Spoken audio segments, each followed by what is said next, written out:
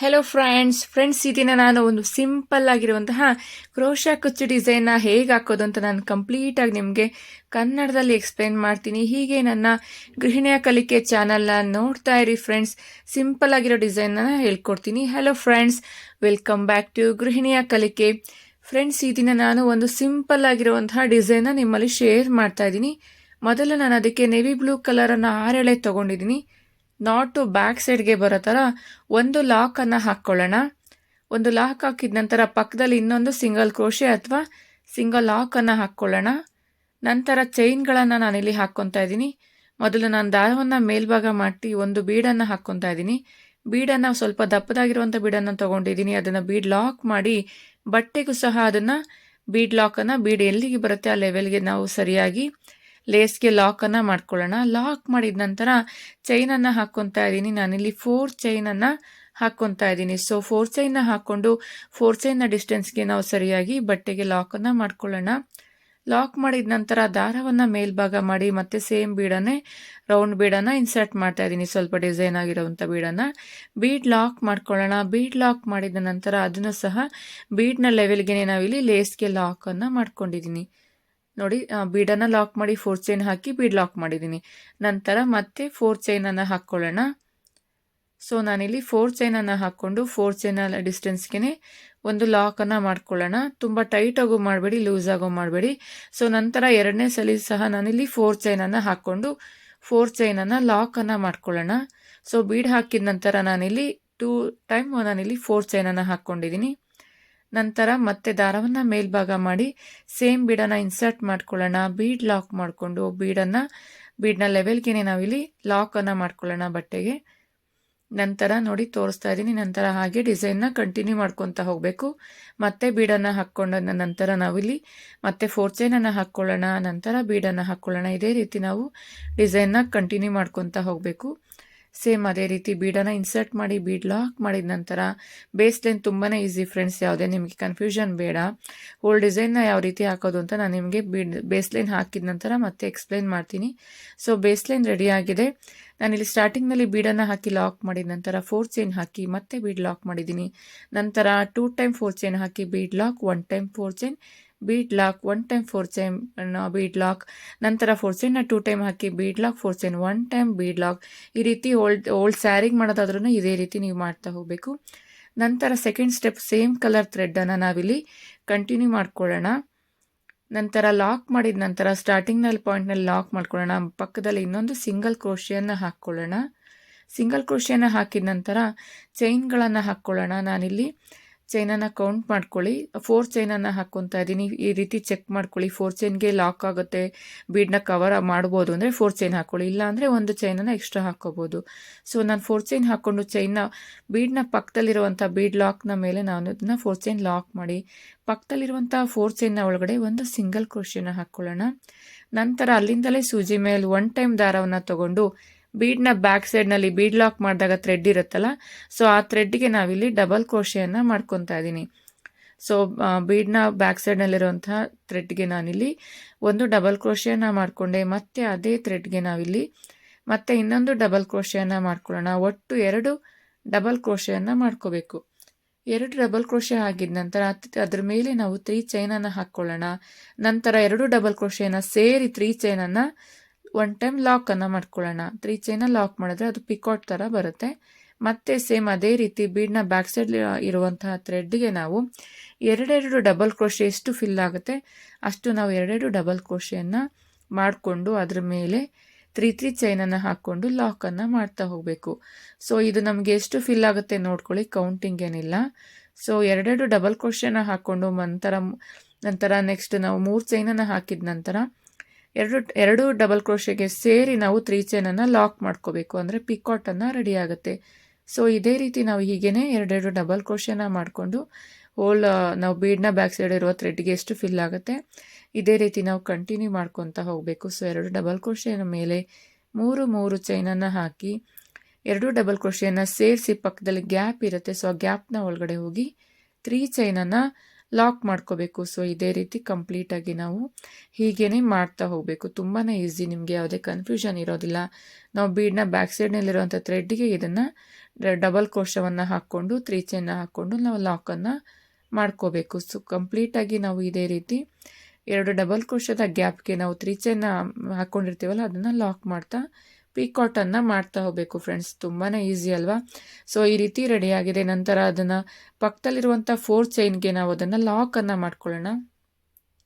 Lock ಮಾಡಿದ ನಂತರ ಈ ರೀತಿ ನಮಗೆ ಡಬಲ್ ಕ್ರೋಶ ಅಂತನಾರ ಕರಿತೀವಿ, ಆರ್ಚ್ ಅಂತ ಕರಿತೀವಿ. ಸೊ ಈ ರೀತಿ ಪಿಕಾಟ್ ಆರ್ಚ್ ರೆಡಿಯಾಗಿದ ನಂತರ ಪಕ್ಕದಲ್ಲಿರುವಂಥ ಲಾಕ್ನ ಮೇಲೆ ಒಂದು ಲಾಕನ್ನು ಹಾಕ್ಕೊಂಡು ಮತ್ತೆ ಪಕ್ಕದಲ್ಲಿರುವಂಥ 4 ಚೈನ್ನ ಒಳಗಡೆ ಒಂದು ಸಿಂಗಲ್ ಕ್ರೋಶೆಯನ್ನು ಹಾಕ್ಕೊಳ್ಳೋಣ. ನಂತರ ಅಲ್ಲಿಂದಲೇ ಸೂಜಿ ಮೇಲೆ 1 ಟೈಮ್ ದಾರವನ್ನು ತಗೊಂಡು ಬೀಡ್ನ ಬ್ಯಾಕ್ ಸೈಡ್ನಲ್ಲಿರುವಂಥ ಥ್ರೆಡ್ಗೆ ಸೇಮ್ ಇದೇ ರೀತಿ ಡಿಸೈನ್ನ ನಾವು ಕಂಟಿನ್ಯೂ ಮಾಡ್ಕೊತ ಹೋಗಬೇಕು. ಅಂದರೆ 2 ಡಬಲ್ ಕ್ರೋಶವನ್ನು ಇದೇ ರೀತಿ ನಾವು ಹಾಕ್ಕೊತ ಹೋಗಬೇಕು. 2 ಡಬಲ್ ಕ್ರೋಶವನ್ನು ಹಾಕ್ಕೊಳ್ಳೋಣ. ನಂತರ 3 ಚೈನನ್ನು ಹಾಕ್ಕೊಳ್ಳೋಣ. ಅದ್ರ ಮೇಲೆ 3 ಚೈನನ್ನು ಹಾಕ್ಕೊಳ್ಳೋಣ.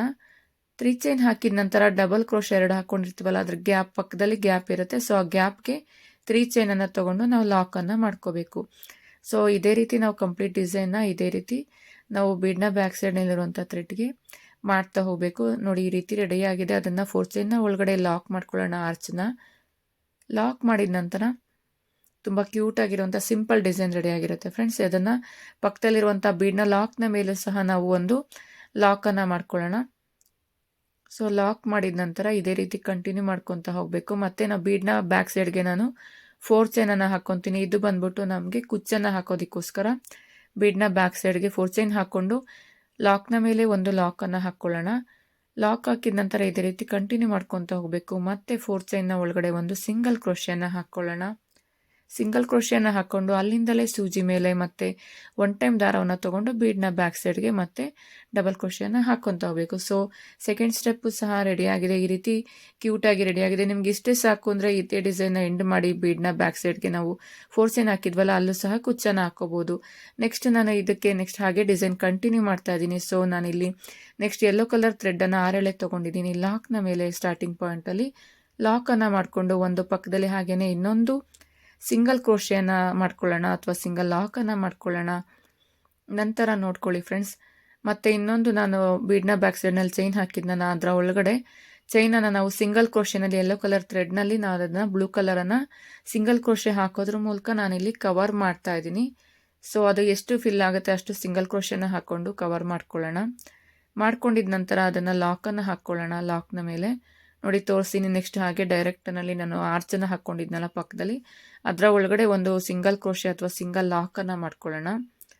ಲಾಕ್ ಮಾಡಿದ ನಂತರ ನೋಡಿ ನೆಕ್ಸ್ಟ್ ನಾವು ಆರ್ಚನ್ನು ಸ್ಟಾರ್ಟ್ ಮಾಡಿದ್ವಲ್ಲ ಅದರ ಒಳಗಡೆ ಒಂದು ಸಿಂಗಲ್ ಕ್ರೋಶೆನ ಹಾಕಿದ ನಂತರ ಅಲ್ಲಿಂದ ನಾವು 3 ಚೈನನ್ನು ತೊಗೋಬೇಕು. ಸೊ ಈ ರೀತಿ ಸ್ಟಾರ್ಟಿಂಗ್ ಪಾಯಿಂಟ್ನಲ್ಲಿ ನಾವು ಒಂದು ಲಾಕ್ ಮಾಡ್ಕೊಂಡಿದ ನಂತರ 3 ಚೈನನ್ನು ಹಾಕ್ಕೊಳ್ಳೋಣ. 3 ಚೈನ್ನ ಹಾಕ್ಕೊಂಡು ನಾವಿಲ್ಲಿ 2 ಡಬಲ್ ಕ್ರೋಶ ಹಾಕಿ ಪಿಕೌಟ್ ಮಾಡ್ಕೊಂಡಿದ್ವಲ್ಲ ಸೊ ಆ ಗ್ಯಾಪ್ನ ಒಳಗಡೆ 2 ಡಬಲ್ ಕ್ರೋಶ ಹಾಕಿದ ನಂತರ ನೆಕ್ಸ್ಟ್ ಗ್ಯಾಪ್ ಇರುತ್ತಲ್ಲ ಗ್ಯಾಪ್ನ ಒಳಗಡೆ 3 ಚೈನನ್ನು ಲಾಕ್ ಮಾಡ್ಕೊಳ್ಳೋಣ. ನಂತರ ಮತ್ತೆ 3 ಚೈನ ಹಾಕ್ಕೊಳ್ಳೋಣ.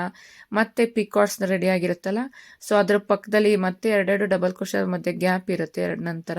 ಸೊ ಆ ಗ್ಯಾಪ್ನ ಒಳಗಡೆ 3 ಚೈನನ್ನು ಪ್ರತಿಯೊಂದು ಪಿಕಾಟ್ಸ್ನ ಗ್ಯಾಪ್ನ ಒಳಗಡೆ ನಾವು ಪಕ್ಕದಲ್ಲಿ ನಾವು 3 ಚೈನನ್ನು ಫಿಲ್ ಮಾಡ್ತಾ ಹೋಗಬೇಕು. ಅಂದರೆ ಲಾಕನ್ನು ಮಾಡ್ಕೊತಾ ಹೋಗಬೇಕು. ಹೋಲ್ ಡಿಸೈನ್ನ ನಾವು ಆರ್ಚ್ಗೆ ಇದೇ ರೀತಿ 3 ಚೈನನ್ನು ಹಾಕ್ಕೋಬೇಕು. ಒಂದೊಂದು 3 ಚೈನ್ನ ಹಾಕ್ಕೊಂಡು ನಾವು ಈ ರೀತಿ ಪಕ್ಕದಲ್ಲಿ ನೋಡ್ಕೊಳ್ಳಿ.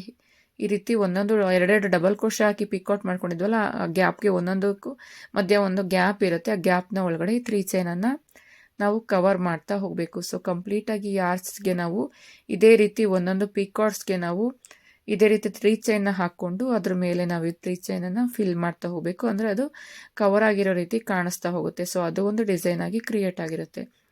ಸೊ ಇಷ್ಟು ಸಿಂಪಲ್ ಆಗಿದೆ ಅಲ್ವಾ ಫ್ರೆಂಡ್ಸ್ ಡಿಸೈನ್. ಇದು ತುಂಬಾ ಈಸಿ ಅಂತಲೇ ಹೇಳ್ಬೋದು. ನಿಮಗೆ ಯಾವುದೇ ಕನ್ಫ್ಯೂಷನ್ ಇರೋದಿಲ್ಲ. ತುಂಬ ಈಸಿಯಾಗಿ ಟೈಮ್ ಸಹ ಸೇವ್ ಆಗುತ್ತೆ. ವಿತಿನ್ 1 ಅವರಲ್ಲಿ ಹೋಲ್ ಡಿಸೈನ್ನ ಹಾಕಿ ಮುಗಿಸ್ಬೋದು. ಸೊ ಈ ರೀತಿ ಡಿಸೈನ್ ನೆಕ್ಸ್ಟ್ 3rd ಸ್ಟೆಪ್ ರೆಡಿಯಾಗಿದೆ. ಸಿಂಪಲ್ ಆಗಿರುವಂತಹ ಒಂದು ಡಿಸೈನ್ ರೆಡಿಯಾಗಿದೆ. ಇದನ್ನು ರೆಡಿ ಆದ ನಂತರ ಪಕ್ಕದಲ್ಲಿ ಒಂದು ಸಿಂಗಲ್ ಲಾಕ್ನ ಮೇಲೆ ನಾವು ಇದನ್ನು ಒಂದು ಕ್ರೋಶದ ಮೂಲಕ ಲಾಕ್ ಮಾಡ್ಕೊಳ್ಳೋಣ, ಸಿಂಗಲ್ ಕ್ರೋಶೆ ಮೂಲಕ. ನಂತರ ಮತ್ತೆ ನಾವು ಪಕ್ಕದಲ್ಲಿರುವಂಥ ಆರ್ಚ್ಗೆ ಒಂದು ಸಿಂಗಲ್ ಕ್ರೋಶೆನ ಹಾಕ್ಕೊಂಡು ಇದೇ ರೀತಿ ಕಂಟಿನ್ಯೂ ಮಾಡ್ಕೊತ ಹೋಗಬೇಕು. ಮತ್ತೆ 3 ಚೈನನ್ನು ಹಾಕ್ಕೊಳ್ಳೋಣ. 3 ಚೈನ್ನ ಹಾಕ್ಕೊಂಡು ಪಕ್ಕದಲ್ಲಿರುವಂತಹ ಪಿಕಾಟ್ಸ್ನ ಗ್ಯಾಪ್ಗೆ ನಾವು ಈ 3 ಚೈನನ್ನು ಲಾಕ್ ಮಾಡ್ಕೊತಾ ಹೋಗಬೇಕು. ಸೊ ಕಂಪ್ಲೀಟಾಗಿ ಇದೇ ರೀತಿ ನಾವು ಪ್ರತಿಯೊಂದು ಆರ್ಚ್ಗೂ 3 ಚೈನ್ನ ಹಾಕ್ಕೊಂಡು ನಾವು ಡಬಲ್ ಕ್ರೋಶೆನ ಹಾಕಿರ್ತೀವಲ್ಲ, 2 ಡಬಲ್ ಕ್ರೋಶೆ ಮೇಲೆ ಪಿಕಾಟ್ಸ್. ಸೊ ಅದು ಪ್ರತಿಯೊಂದು ಡಬಲ್ ಕ್ರೋಶೆಗೂ 2 ಡಬಲ್ ಕ್ರೋಶೆ ಮಧ್ಯದಲ್ಲಿ ಗ್ಯಾಪ್ ಇರುತ್ತೆ. ನೆಕ್ಸ್ಟು ಅದರೊಳಗಡೆ ನಾವು ಇದು 3 ಚೈನನ್ನು ಫಿಲ್ ಮಾಡ್ತಾ ಹೋಗಬೇಕು. ಸೊ ಕಂಪ್ಲೀಟಾಗಿ ಇದೇ ರೀತಿ ನಾವು ಹೋಲ್ ಡಿಸೈನ್ಗೆ ಸ್ಯಾರಿಗೆ ಮಾಡೋದಾದ್ರೂ 3rd ಸ್ಟೆಪ್ಪನ್ನು ಇದೇ ರೀತಿ ಕವರ್ ಮಾಡ್ತಾ ಹೋಗಬೇಕು. ತುಂಬಾ ಈಸಿಯಾಗಿರುವಂತಹ ಸಿಂಪಲ್ ಆಗಿರುವಂಥ ಡಿಸೈನ್ ನೆಕ್ಸ್ಟ್ ರೆಡಿ ಆಗುತ್ತೆ. ಸೊ ಫೈನಲ್ ಸ್ಟೆಪ್ 3 ಸ್ಟೆಪ್ ತುಂಬಾ ಈಸಿ. ನಾವು 3 ಚೈನಲ್ಲಿ ಫಿಲ್ ಮಾಡ್ತಾ ಹೋಗೋದು ಅಷ್ಟೇ. ಸೊ ಇದು ಡಿಸೈನ್ ರೆಡಿ ಆಗಿದೆ, ಈ ರೀತಿ ಕಾಣಿಸ್ತಾ ಇದೆ. ಬ್ಲೂ ಮತ್ತು ಯೆಲ್ಲೋ ಕಾಂಬಿನೇಷನ್ನಲ್ಲಿ ಡಿಸೈನ್ ರೆಡಿ ಆಗಿದೆ. ಇದಕ್ಕೆ ಕುಚ್ಚನ್ನು ಹಾಕಿದ ನಂತರ ಯಾವ ರೀತಿ ಕಾಣಿಸುತ್ತೆ ಅನ್ನೋದು ಸಹ ನೋಡೋಣ ಫ್ರೆಂಡ್ಸ್. ಬ್ಲೂ ಕಲರ್ನಲ್ಲಿ ನಾನಿಲ್ಲಿ ಕುಚ್ಚನ್ನು ಹಾಕ್ತಾ ಇದ್ದೀನಿ. ತುಂಬ ಕ್ಯೂಟ್ ಆಗಿರುವಂತಹ ಕುಚ್ಚು ನೋಡ್ತಾ ಇದ್ದೀರಲ್ಲ.